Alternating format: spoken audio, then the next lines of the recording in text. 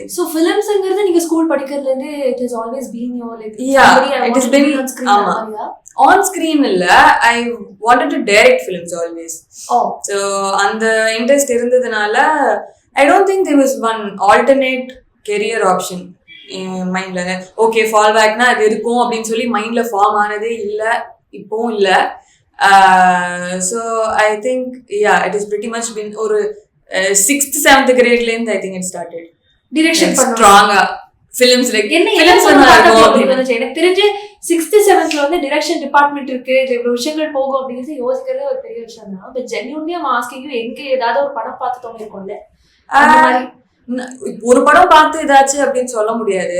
Like over time அது build ஆன interest தான். பட் பிகினிங்ல எனக்கு கொஞ்சம் பயமா இருக்கும் அந்த ஆசை சொல்றதுக்கு. Like when relatives ask you என்ன ஆகணும்னு நினைக்கிறேன் அப்படின்னு கேட்கிறப்போ எனக்கு பிகாஸ் ஃபேமிலியில யாருமே சினிமால இல்லைனால இதுக்கு முன்னாடி அது சொல்றதுக்கு ஃபர்ஸ்ட் கொஞ்சம் ஹெசிடென்டா இருக்கு. ஏன்னு தெரியல, ஏனோ அது சொன்னா அதுக்கு அகெயின்ஸ்டா இருப்பாங்களோ அப்படிங்கிற பயம் இருக்கும்.